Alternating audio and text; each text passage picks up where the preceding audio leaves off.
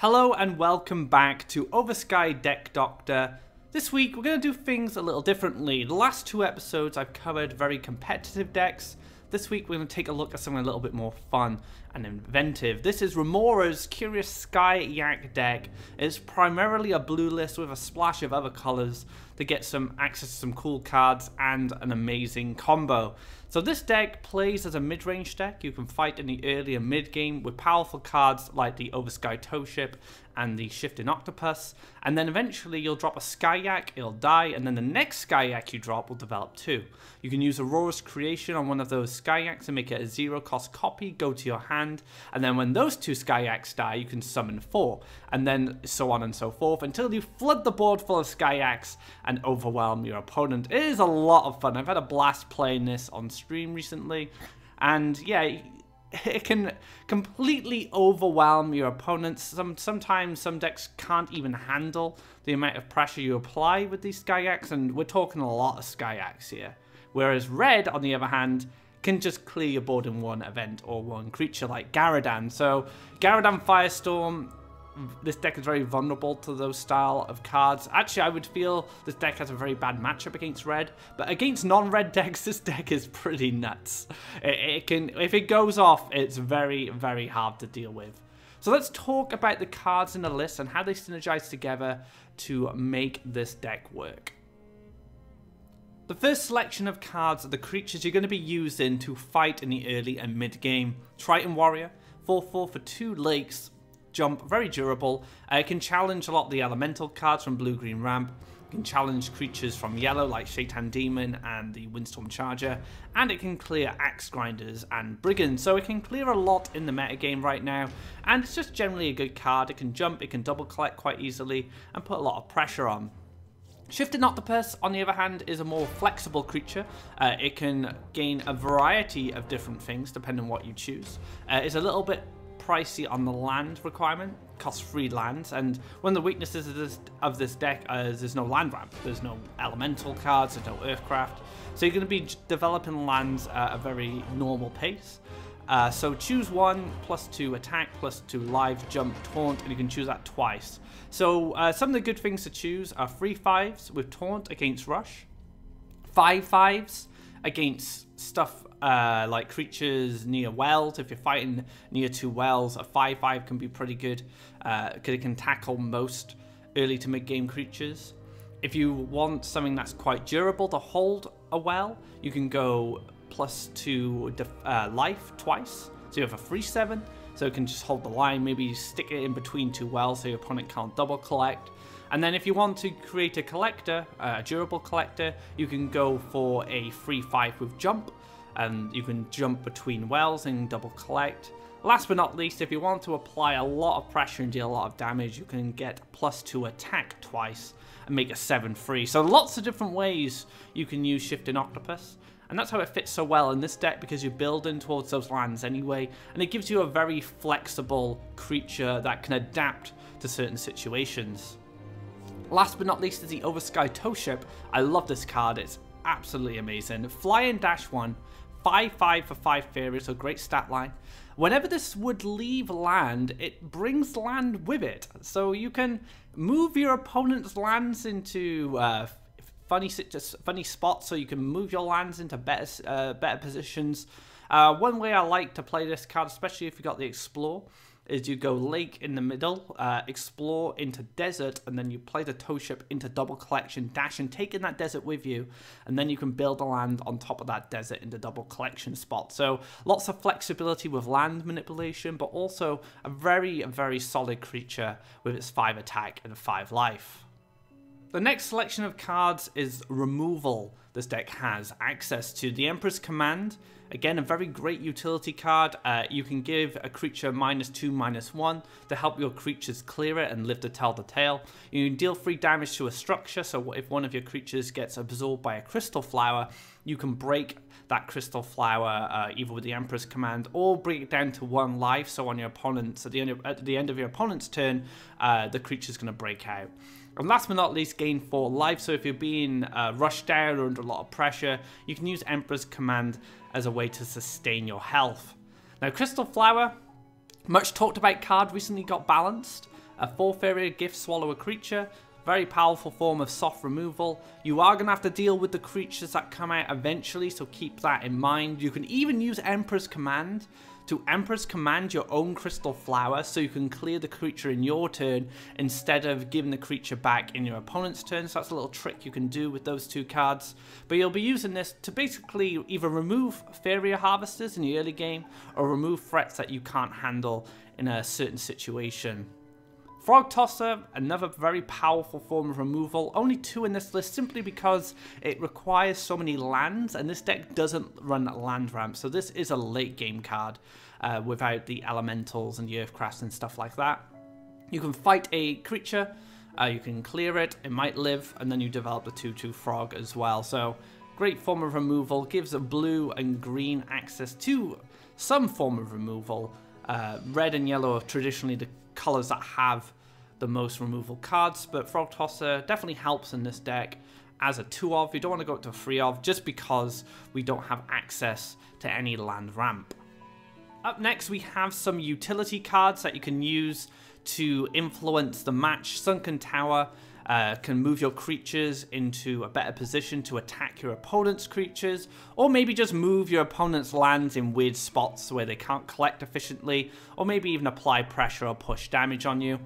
Frogify is a form of soft removal. We can transform a threat into a 2/2. This is a great way to check really powerful cards like Soul Eaters, Empowered Crackthorn, Cypher, Runin. So a great way to deal with those type of creatures. And Aurora Mythmaker wasn't in Ramora's original list. It was actually Failed Experiment. But I added Aurora because we're running 3 Aurora's Creation. And those 2 cards in combination can snowball really, really hard. So I added this myself. If you want to go to Ramora's list, you can just replace this with Failed Experiment. But I feel like Aurora has a really good place in this list simply because the Aurora's Creation combo. But also, you can empower some of the smaller creatures in the deck, like the Curious Biomancer, maybe a damaged Octopus. You can make it back up to a 6/6. So I feel Aurora offers a lot in this list. The deck also has access to some form of card draw. Curious Biomancer hasn't seen much play, but in this list it's really good, simply because it will only draw Skyax. So it's a very good way to draw those Skyax out of your deck and get them onto the field so you can start pulling off the Aurora's Creation combo. Once you've played Curious Biomancer once, if it searches... If you play Curious Biomancer and it searches 3 Yaks, your next Curious Biomancer is going to find nothing. So one of the downsides of Curious Biomancer in this list is after you've got all your Sky Yaks, the next Curious Biomancer is a bit of a dead draw. But Aurora can make it a little bit better, and that's one of the reasons I included Aurora over the Failed Experiment. Fugoro, Merchant of Wonders, great card. It can double collect with its jump. It's quite durable as a 3/5 and gives you a few options. You can create an Urna Gabria to get more Faeria, to draw more cards. You can make a Crystal Dragon. Don't see this selection being chosen much. But Yulani's Medallion could have some applications if you want to turn your boards into Skyax. So when they all die, you can summon even more Skyax. But I don't think that's completely necessary. In most cases, you're going to be using Fugoro for its Urn of Gabria. Also, Fugoro is a great target for Aurora's Creation. Gives you a 3/5 with jump and gives you access to another Gabria so you can cycle through your deck much more. But this card does require 6 special lands, so this is going to be a late game card. You don't want to see this in the early game. You want to see this a lot later on when you have 6 lands developed to make sure you can play him. Last but not least, we have the combo of the deck, the Skyak Aurora's Creation. Now, Skyak is a flying creature that requires 1 forest and 1 desert. It's a 3/2. It can be summoned adjacent to friendly creatures, so you can put it in very interesting positions, maybe to block creatures, maybe into collection positions. And when it dies, you get access to its gift, which is summon a Skyak for each friendly one that has died this game. So you can summon a lot of Skyaks in combination with Aurora's Creation and really flood the board. Now, Aurora's creation is one of the main pieces of this combo. Add a copy of a creature to your hand. It costs 5 less. So you copy a Skyak on board, and then when all the Skyaks have died, you can summon that Skyak, and it's going to summon multiple copies. And you can keep on doing this over and over again until you flood the board. A nice thing about Aurora's creation in this list as well, it has other targets. Fugoro's a good target.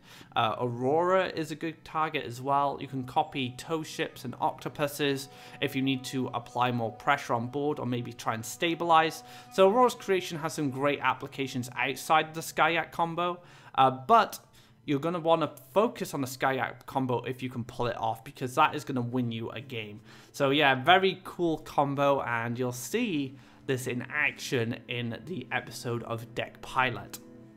Now that we've seen the deck, let's take a look at the Mulligan. Skyak is a very good opener. It allows you to play a creature on turn 2, but also starts getting those Skyaks dying, so you get your combo in motion. You need Skyaks to die if you want to summon multiples off its gift effect. Triton Warrior is also a really good pickup. It's got jump, so it can double collect very easily. It's a 4/4, can challenge a lot of creatures in the metagame as well. Oversky Tow Ship is probably the best opening card. This allows you to play it turn 2 as a 5/5. It can dash your land either onto a well or into double collection if you have the Explore, and a 5/5 is a very good stat line for an early game creature. Now, other cards you could consider if you do pick up one of these creatures is Sunken Tower. This will allow you to move your creatures in range of your opponent's harvesters and kill them by surprise.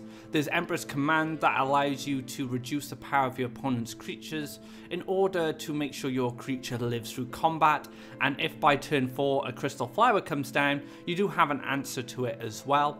And Crystal Flower is also a good follow-up card. Turn 4, it gives you an opportunity to lock out a creature from the opponent's board, and that could give you some breathing room if you're trying to double collect or just relieve some pressure. So all of these are good follow-up options if you find that early creature. So how much does this deck cost? Now, I've actually changed how we analyze the price of decks now because of the Oversky. So the Memoria cost is what you're going to have to pay for from the core set, and then I have another section called the Oversky Islands, which tells you which islands you need in order to unlock the entire deck. So for this deck, we have 3 commons, 4 rares, 6 epics, and 1 legendary, coming up to a total of 895 Memoria. So that will get you all the cards from the core set. But if you were wanting to get the cards from the Oversky Islands, you are going to need every island. There is a card from each island you need, so you're going to have them all unlocked. And you get the first island for free, so keep that in mind. So Crystal Flower comes from the first island, but you don't have to pay for that. And each island costs 9,500 gold to unlock. Now, the Gaia's Navel, which is the last island, has Curious Biomancer. You could replace that with a Lore Thief, but it doesn't quite give you the same power as the Biomancer. What's so powerful about the Biomancer in this list is it finds all your Skyax. So that's one change you could do if you haven't got the last island, but you're probably going to need all the cards from the other islands if you want to make this deck. Let's take a look at the strengths and weaknesses. Flood the board with Skyax. You can get a lot of Skyax down with this deck. I've actually filled the entire board apart from 3 tiles in one match on ladder, and it was pretty brutal and it was pretty amazing. But yeah, you can flood the board very easily. Once you've played like your 3rd or 4th Skyak, when you get to that point, you're gonna just completely cover an entire section of the board with 3/2s. So a very powerful way to win the game. Solid mid-range creatures, you know, the Triton Warrior, the Octopus, and the Tow Ship are all really good mid-range early game creatures that can have a lot of influence on board, and that's one of the deck's strengths. You know, you have these powerful, adaptable creatures that can have a lot of influence on board and keep you in the match until you find that combo. Powerful Aurora's creation targets such as Skyak and Fugoro. So Aurora's creation's primary use is going to be in combination with Skyak, but you might not always have the luxury to do that depending on how the game is going. You might be under a lot of pressure. So being able to copy stuff like Fugoro, Aurora, even a Tow Ship or an Octopus could go a long way in helping you secure the game and give you enough time to set up that Skyak combo. Now, problems with the deck. Red destroys the Skyak game plan. So Firestorm, Garadan, double Ground Shaker, a great way for red to answer a Skyak board. Now, there's one thing with Skyaks. You could, say you're on your first Skyak, you summon about 8 Skyaks with that play, and then they use a Garadan. You could follow up with another Skyak and generate more Skyaks, and they may not have a Firestorm to follow up with. So you can be quite conservative with your Skyaks if you fear the area of effect removal, like the Garadans, like the Firestorms. So you can like play into one, hold a Skyak, let that get cleared, and then play the Skyaks again, and kind of hope your opponent doesn't have an answer to that. But red, in general, has a really good matchup against this, because they just remove your guys. They don't give you enough time to set up the combo and apply a lot of pressure quickly with Axe Grinders, with Ground Shakers, and Silent Horsemaster, you know, rushing their creatures into aggressive positions. Another weakness is there's no land ramp, so all the high land cost creatures can lead to clunky hands. Now, if you draw, say, Faeria and Frog Tosser in the early game, it's not going to be a lot of help. Same with Curious Biomancer as well. It's going to take you 4 turns to set up a Curious Biomancer. So the lack of land ramp can make the deck quite clunky in situations. So that's why it's so important you find stuff like the Triton Warriors and the Oversky Tow Ships in the early game. Because if you don't, and if you draw a bunch of Curious Biomancers and stuff like that, and your opponent's playing a very aggressive strategy, it can be very hard to get back into the match. So keep that in mind. But yeah, this deck is a lot of fun. It does have some glaring weaknesses, but if you can play around them, or if they just don't show up, if your opponent's not playing red, you can have a lot of fun with this deck. Our last section, before we close things out, is the land placement. Now, land placement with this deck is not so much complicated, but I want to say adaptive. You need to adapt your lands based on what you draw, because you can draw a variety of dual or tricolor creatures. So, for example, you could draw a Oversky Tow Ship and a Skyak, and then you're going to be prioritizing deserts, forests, or lakes, depending on what you want to play first. But as a good rule of thumb, I like to play a lake in the center and on the wells, because this allows your jump creatures to double collect in the late game once the lands have been set up. Now, forests are not too relevant in the land building, aside from paying for a cost for your Frog Tosser and your Skyak. So I like to place these in positions that are not on the wells, simply because your jump creatures are going to utilize the well spots much better, and the forests can be used to some of the Skyaks and the Frog Tossers. But if they're next to the wells, I don't think that's too bad. So when you're thinking about placing forests, if you have the luxury to build your lands how you want to, try and slot them in between lakes on the build up towards a well. Now, deserts, on the other hand, are much more interesting, because the Oversky Tow Ship can be summoned on deserts, and you want the tow ships to move into the double collection spot. So a desert on a well isn't a bad idea, because the tow ship can move the desert in between the wells, and then you can play that lake in that well spot. So deserts are much more flexible than forests in this deck. You can use them, they can be moved by the tow ship.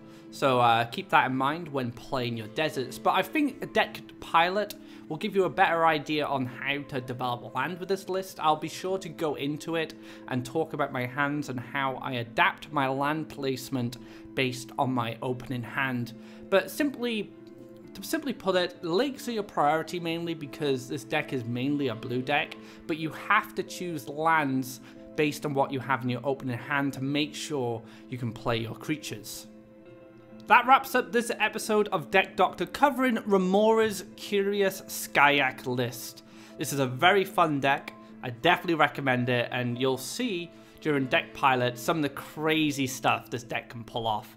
Thank you very much for watching. If you liked this video, be sure to give it a thumbs up, and if you haven't already, drop a subscribe to keep up to date on when our content goes live. You can also find out more information about Faeria, such as decks, guides and articles on the hub by the community and myself. So until next time, guys, take care and enjoy Curious Skyak.